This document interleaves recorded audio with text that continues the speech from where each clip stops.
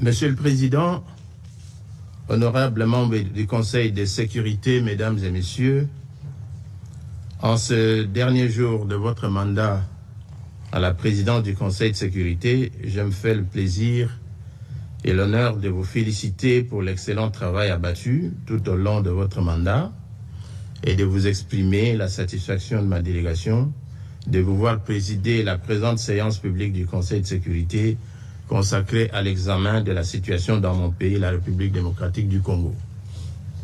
Je saisis également cette opportunité pour rendre hommage à Monsieur le secrétaire général de l'Organisation des Nations Unies, Son Excellence Monsieur Antonio Guterres, pour son engagement soutenu en faveur du rétablissement de la paix dans mon pays. Qu'il me soit permis enfin de remercier Madame Bintou Keïta, représentante spéciale du secrétaire général et chef de la MONUSCO, pour sa présentation riche en informations de ce matin. Ma délégation a pris acte du rapport du secrétaire général sur la mission de l'Organisation des Nations Unies pour la stabilisation en République démocratique du Congo, document S-bar 2025-590 du 19 septembre 2025. Mais elle voudrait d'abord rappeler que le 22 août dernier, lors de la réunion spéciale convoquée à l'initiative des États-Unis d'Amérique et du Panama sur la situation en République démocratique du Congo, elle avait regrettablement attiré l'attention du Conseil sur 3 points importants, à savoir 1. La poursuite sans relâche des atrocités et crimes de masse dans la partie est de la République démocratique du Congo contre les populations civiles, ainsi que le désastre humanitaire amplifié au quotidien par l'agression de la coalition RDF M23. Ce matin encore, des centaines de jeunes de la ville de Bukavu ont été emportés en masse par l'armée rwandaise et sa brigade avancée de AFC M23 vers une destination inconnue. 2. La non-application des dispositions pertinentes et claires de la résolution 2773, adoptée à l'unanimité le 21 février 2025 par votre Conseil, notamment le retrait immédiat et sans condition de l'armée rwandaise, Rwandan Defense Forces, et de leur brigade avancée en RDC, la tristement célèbre AFC M23. Troisièmement, j'avais également évoqué les différentes initiatives de paix sous l'égide des États-Unis d'Amérique et du Qatar, initiatives qui ont abouti à la conclusion le 27 juin 2025 à Washington d'un accord de paix entre la République démocratique du Congo et le Rwanda, ainsi qu'à la signature à Doha de la déclaration de principe, une sorte de feuille de route préliminaire dans le cheminement vers la paix entre la République démocratique du Congo et l'AFC M23. Monsieur le Président, aujourd'hui, mon premier message part de l'observation que, depuis plus de 3 décennies, l'Est de la République démocratique du Congo subit une guerre atroce. Des générations entières ont grandi sous l'ombre de la violence, des déplacements massifs, de l'esclavage sexuel et du pillage de leur terre natale. L'agression dont la République démocratique du Congo est victime a plongé nos provinces de l'Est dans un désastre humanitaire avec près de 7 millions de déplacés internes. Le pic a été atteint en janvier et février 2025, lorsque les villes de Goma et Bukavu ont été envahies par les forces de défense du Rwanda et leur brigade avancée en RDC, l'AFC M23. Il convient de préciser ici que le processus diplomatique engagé avec toutes les parties au conflit n'exclut nullement la quête de la justice et de la réparation.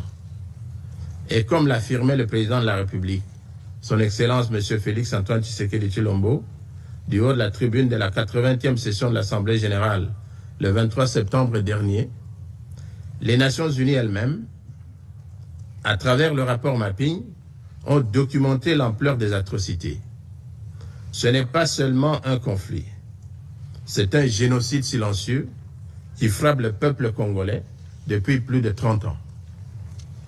En juillet dernier, encore, plus de 300 civils, dont 48 femmes et 19 enfants ont été massacrés dans les territoires de Rutshuru par l'AFC M23 avec l'appui des forces de défense du Rwanda. Ces crimes ne sont pas isolés. Ils s'inscrivent dans une continuité macabre. Je remercie les États-Unis d'Amérique d'avoir pris l'initiative le mois dernier de convoquer une session extraordinaire du Conseil de sécurité pour examiner ces massacres documentés par Human Rights Watch. Fin de citation. Monsieur le Président, ce n'est pas seulement une crise congolaise. C'est une tache noire sur la conscience collective de l'humanité. Les cycles répétés d'atrocités, alimentés par la cupidité pour les minerais stratégiques et les ingérences étrangères, principalement du Rwanda, reflètent le coût de l'indifférence et le prix de l'impunité. Chaque fois que des crimes restent impunis, chaque fois que les victimes restent silencieuses, la porte s'ouvre à de nouvelles vagues de violence. La reconnaissance des crimes commis, la préservation de la vérité pour les générations futures et la poursuite de la responsabilité ne sont pas des options. Elles sont le fondement d'une paix digne et durable. Aujourd'hui, alors que le monde réclame justice ailleurs, les voix des victimes congolaises doivent aussi être entendues, car aucun processus de paix ne peut survivre à l'impunité. Protéger les vies humaines est non négociable. Rester spectateur devant de tels crimes serait une forme de complicité. La protection des vies humaines, toute communauté confondue, reste non négociable et doit demeurer au cœur de l'action. Le Conseil de sécurité et la communauté internationale ne sauraient demeurer indifférents devant l'enracinement de l'impunité. Mon deuxième message, qui fait suite au premier, m'invite à réitérer l'appel qu'a lancé le 23 septembre dernier du haut de la tribune de l'Assemblée générale le président de la République démocratique du Congo, son Excellence Félix Antoine Tshisekedi Tshilombo, qui disait, je cite, « À la veille de la mise en place de la commission d'enquête indépendante, décidée par le Conseil des droits de l'homme des Nations Unies sur les massacres perpétrés il y a quelques mois par nos agresseurs et leurs supplétifs dans l'est de mon pays, je lance un appel solennel à la communauté internationale. Elle a le devoir moral et politique de soutenir cette démarche essentielle afin d'établir la vérité, rendre justice aux victimes et jeter les assises d'une paix durable ancrée dans la mémoire et la responsabilité partagée. Fin de citation.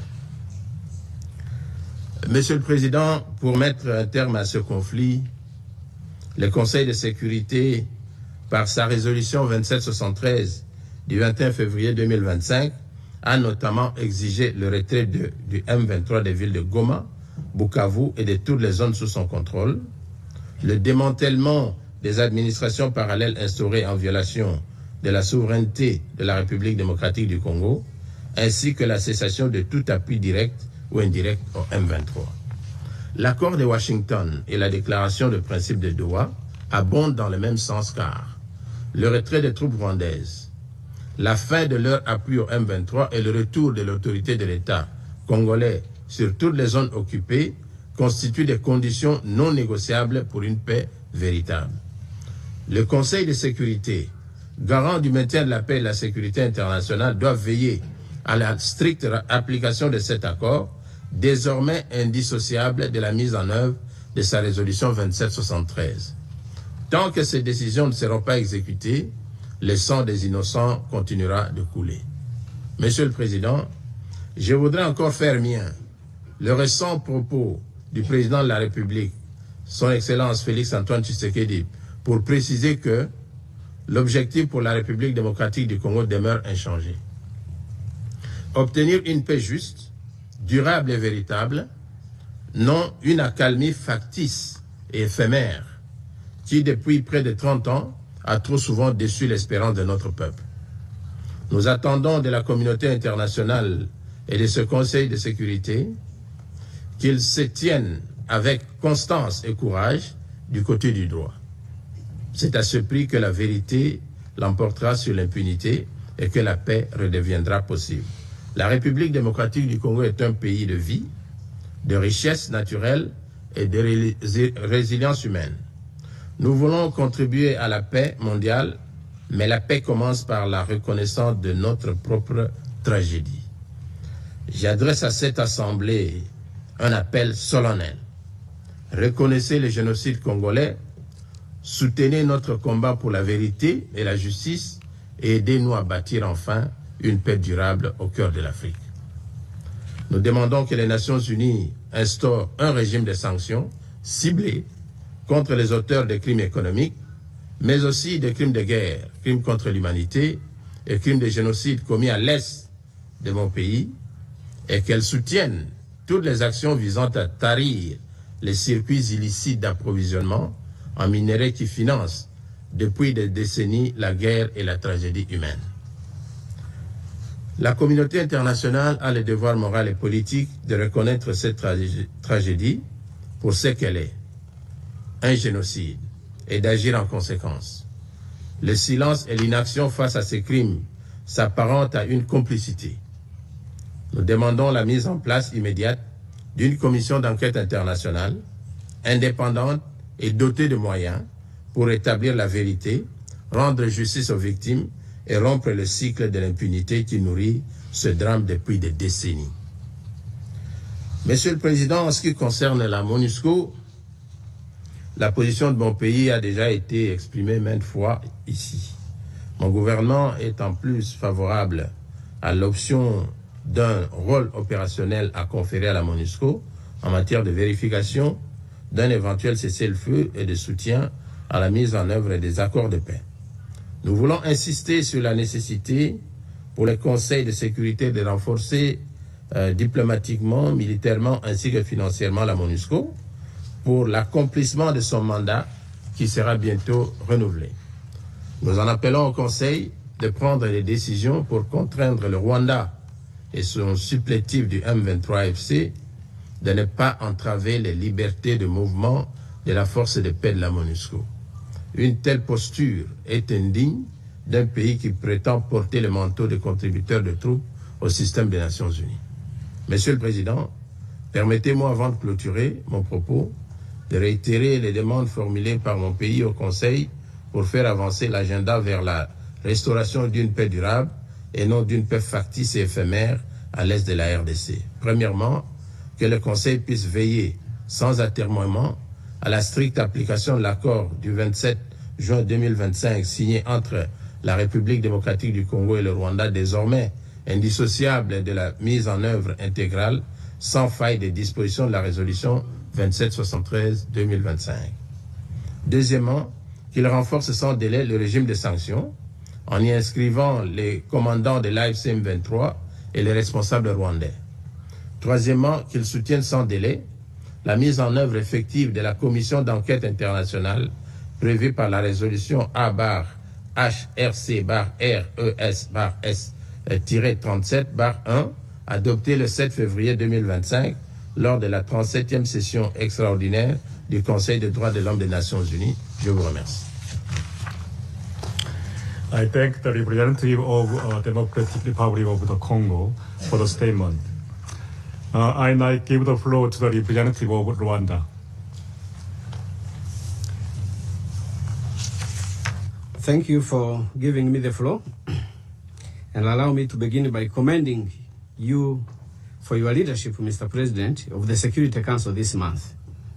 I also thank Madam Bintou Keita for her updates on the situation in the Eastern Democratic Republic of the Congo and on the work of MONUSCO.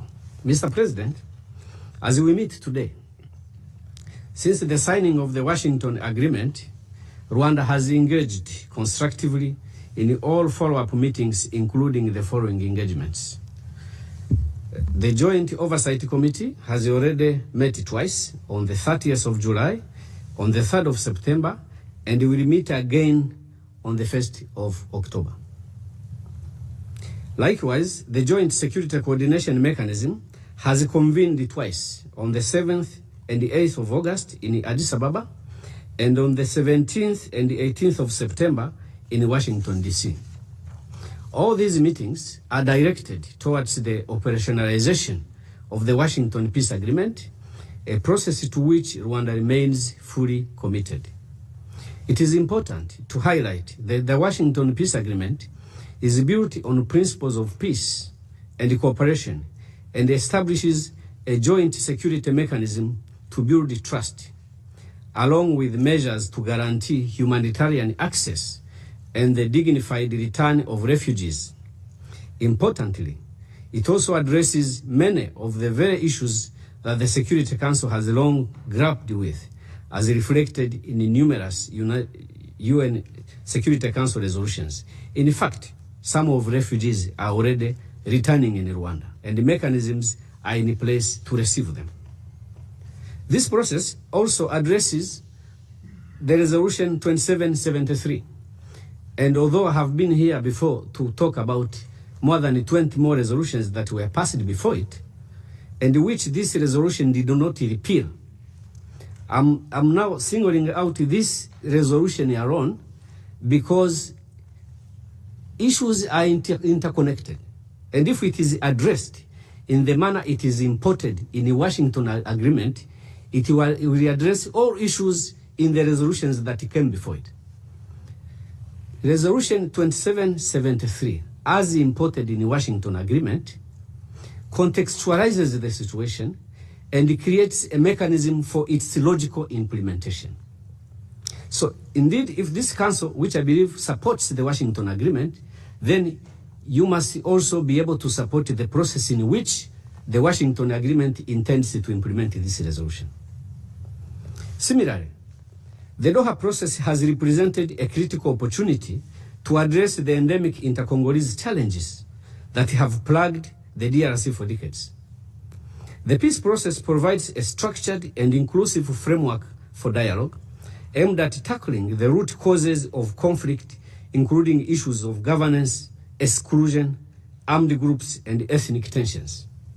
Rwanda sees hope in these efforts, but their success depends on full commitment and genuine political will from all parties involved. This is a one-time chance to bring lasting peace to the DRC, and the Security Council must lend its unequivocal support. We call on all parties to honor their commitments, engage constructively, and ensure that this process translates into concrete measures that will bring peace and address the underlying drivers of conflict in the Eastern DRC. I want to reiterate that Rwanda is fully committed to this process, and we shall implement it to the letter. Having reviewed the Secretary General's report under consideration today, I wish to share Rwanda's principal concerns, notably the underreporting of critical facts, the imbalanced portrayal of armed groups, the persistent and dangerous presence of the DRC-backed FDLR, and the implications for MONUSCO's future role as the peace agreement moves into implementation. I wanted to reiterate that the Washington Agreement creates a role for MONUSCO, and this requires that MONUSCO positions itself to implement this role in a constructive way. So the advice we are giving here is in that logic. While we value reporting, the latest report on Eastern DRC reflects troubling omissions. Chief among them is the failure to sufficiently address one of the most dangerous drivers of violence, and that is hate speech and identity-based persecution. I know in paragraph 79, the report talks about hate speech, but not sufficiently. Hate speech is something very dangerous. I have seen reports of the Security Council where you quote from the social media postings. Who has not seen hate speech in social media, in classrooms, in churches, where hate is taught to 10-year-olds? Who has not seen those posts? Only last week, some people were being tormented because they had a long nose. Those who know the history of the region know what it means, what a long nose means. It means death to some people. So this is not something that the report must refer to in passing. The report does not address the issue of mercenaries. There is a whole convention of the United Nations against the use of mercenaries. There are more than 2 Security Council resolutions against the use of mercenaries. There is the African Union resolution against the use of mercenaries. When did this council ever address the issue of mercenaries? There are mercenaries now. There were mercenaries before. When they were flushed out of the forests, everyone was there to see. Why is it that the Security Council treats this as a non-issue? And why is it that MONUSCO does not consider this as an issue? Why is Rwanda concerned? Because it is just across our border. Kinyarwanda speaking Congolese communities, including Banyamulenge in South Kivu, are being singled out for expulsion and extermination. Again, who has not seen or who did not hear that there was an ultimatum given in Uvira for Tutsis to leave the country, a 10-day ultimatum. I met one senior official of the UN on the 8th day to ask why the UN had been silent all along. A commander of the army issues an ultimatum for the ethnic group to leave the country. Where was the emergency meeting to address that? Why is the UN until now silent about it? Is it normal that an ethnic group is ordered to leave the country of their origin to go to where they are perceived to believe, to belong? Because telling the truth is the only thing we can do here. And we will not tire repeating it and repeating it. Decisions will remain entirely yours. But the truth of the matters, we shall continue to tell. FDLR, that is backed by the DRC government, has an origin in the force that killed 1 million Rwandans. It is the only genocidal group that remained in its military formation in known locations with the same intentions undisturbed for the period of 31 years now. There is not any other single group I know in the history that committed the genocide, remained in that military formation, kept their arms, regrouped, got supported, remained pursuing its intent for 31 years, and today the report says they have strongholds undisturbed. That is FDLR. That is discussed here as a non-issue. Actually, let me say something that you may not have to provide an answer for, but take time to reflect about it. FDLR is within FARDC, and it is known, it is in your reports. FDLR is assisted by the DRC government. It is there, it is known, it is in your reports. MONUSCO cooperates with the DRC government, with DRC army, knowing FDLR is within DRC army. And what MONUSCO does, and this is on record, is to avoid units and battalions in which FDLR is deployed. So which standard is that? That there is a formal military cooperation between a UN force and a government force that has a genocide force within it, as long as they are not kept in the same units. Formally, that is the position of MONUSCO. What does complicity mean if that is not complicity? MONUSCO knows FDLR units are within FARDC units. What they do is just avoid those. So you can use them elsewhere as long as we don't mix. But you are in the same efforts. Same military efforts, same military campaign. How did it occur in the wisdom of this council to form that partnership against M23, against Rwanda? M23 are Congolese who are being expelled from their country. Rwanda is a country that suffered the genocide at the hands of FDLR, and which has suffered 21 more attacks after 1994. If 21 attacks by a non-state group supported by a state member to the UN, if it does not constitute the reason to activate Article 51 of the Charter, which justifies that, which threshold exists. 21 attacks in the period of 31 years. If we wanted to know how many times FDLR has attacked Rwanda, look at how many travel advisories some of your countries have issued. Because every time they attack Rwanda, you advise your citizens not to go to that part of Rwanda. So you can just correct those advisories. You will know how many times FDLR has attacked Rwanda. And we are being advised to lift our defensive measures when FDLR has strongholds that Madam Keita is telling us. It happened once to us in 94. We took advice from preachers and hid in churches, and we were slaughtered like cows. It will never happen again. Thank you very much. The representative of Rwanda for the statement.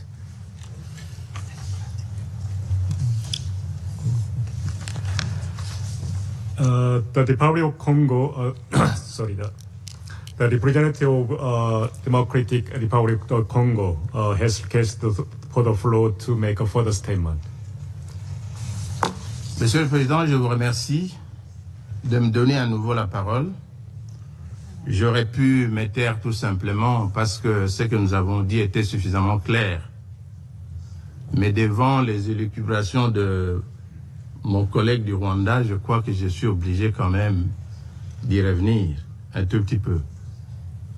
Si cette organisation des Nations Unies respectait la charte telle qu'elle a été rédigée en 1945, le Rwanda, qui a envahi le territoire d'un autre pays, ne serait peut-être même pas admis à s'asseoir à côté de nous ici aujourd'hui. Parce que l'objectif des fondateurs de cette organisation, c'était de faire en sorte que la guerre ne revienne plus. Ce pays a envahi le territoire de la République démocratique du Congo. Ils ont leurs troupes sur le territoire de la République démocratique du Congo. Ils tuent au quotidien. Ce matin, encore à Bukavu, des centaines de jeunes ont été entraînés vers une direction inconnue. Toujours dans la logique de l'épuration, des massacres des populations civiles congolaises. Mais ils ont peur de la haine, c'est-à-dire le discours de haine. Vous parlez du discours de haine, vous qui êtes sur le territoire d'un autre pays, en train de massacrer les populations et les tuer, vous osez parler du discours de haine. Donc vous avez peur du discours de haine pendant que vous êtes en train de massacrer des populations d'un autre pays sur son territoire, avec armement et avec tout. Même le MONUSCO a souffert de pertes en vies humaines par le fait du Rwanda. Un pays comme ça est digne de s'asseoir sur la table du Conseil de sécurité et de parler du discours de haine, et on l'écoute même. Que vaut un discours de haine par rapport à des milliers de massacres commis sur le territoire de la République démocratique du Congo? Que vaut un discours de haine par rapport à un génocide conduit par un pays membre de cette organisation? Monsieur le Président, il a parlé aussi des FDLR. Mais qui sont les FDLR? Ce sont des Rwandais. Organisez un dialogue inter-rwandais. Discutez entre vous. Vous n'avez même pas de démocratie chez vous. La démocratie n'existe pas au Rwanda. Tous les opposants rwandais sont en dehors du Rwanda. Quand ils sont à l'intérieur, ils sont tués et assassinés. Au Congo, nos opposants sont au Congo. Nous discutons. Nous avons la démocratie, même si on ne peut pas la comparer à la démocratie occidentale. Elle existe. Où est la démocratie au Rwanda? Où est la démocratie au Rwanda? Citez-moi un seul opposant rwandais qui existe au Rwanda. Ça n'existe pas. Alors venir débiter des choses du genre, voilà, discours de haine et tout consort, mais ça n'a pas de place ici. Monsieur le Président, les FDLR, parce qu'on en parle toujours, on a fait pratiquement son cheval de bataille ici. Ce sont des Rwandais, je l'ai dit. Si les Rwandais veulent la paix avec les FDLR, mais pour convoquer un dialogue entre vous, discuter. Qui plus est, ces FDLR sont où? C'est à l'est de la République démocratique du Congo. Et qui occupe l'est de la République démocratique du Congo maintenant? C'est le Rwanda et le M23. Mais nous avons dit, nous contribuons au démantèlement des FDLR. C'est ça le sens de l'accord de Washington. Tout simplement parce que nous voulons la paix. Mais qu'on ne vienne pas nous débiter ici des choses du genre comme si, à la base de toute cette insécurité, c'est les FDLR. C'est faux, archi faux. C'est l'exploitation des minerais du Congo. On ne va pas s'en départir, nous l'avons dit plusieurs fois. Nous considérons que les graves violations des droits de l'homme qui se commettent à l'est de la République démocratique du Congo sont le fait du Rwanda. C'est un pays agresseur. On devait les traiter en tant que tels selon la Charte des Nations Unies. Nous sommes étonnés de constater que nous essayons toujours avec un agresseur qui vient avec des arguments, qui fait écouter même des arguments qui n'ont pas de valeur devant vous. Combien de fois parlera-t-on des FDLR? Combien de fois parlera-t-on du discours de haine? Et qui le dit? Un pays qui a envahi les territoires d'un autre. Est-il digne de le dire? Je m'arrête là. Merci, Monsieur le Président. I thank the representative of Democratic Republic of the Congo for the statement. Now I give the representative of Rwanda has asked for the floor to make a further statement. I'd like to remind this is your final statement. Thank you very much, Mr. President, and I will make good use of your time. Indeed, the FDLR are Rwandans, and in Rwanda is where they should be. And this is what we're asking for DRC to do. In 1994, after they had committed the genocide, almost the equal number of perpetrators and others left Rwanda to Tanzania. But because Tanzania handled the situation in the right way, we do not have a problem now with Tanzania. You have that history. You were involved through UNHCR you saw the process, how they were disarmed, settled in camps, and later on repatriated back to Rwanda. The problem we have with the DRC is they chose the opposite direction, to arm them, reorganize them, continue to support them until now. And we have a report 31 years later that says they even have strongholds in the DRC. So that is the problem. It's not about whether they are Rwandese or they are not. These are people, Rwandans, yes, who killed our people, who want to continue killing. The intent, they still have that genocidal intent. And who should not be there, who should be neutralized. Now, the question of minerals, no, we have no problem with the DRC minerals. Rwanda has we have our own minerals. Maybe the challenge DRC has is that as much as we may not have as much, there is a visible impact on how we use what the little we have. So if democracy that my brother is telling me about produces what we see in the DRC, then that's not the type of democracy Rwanda wants.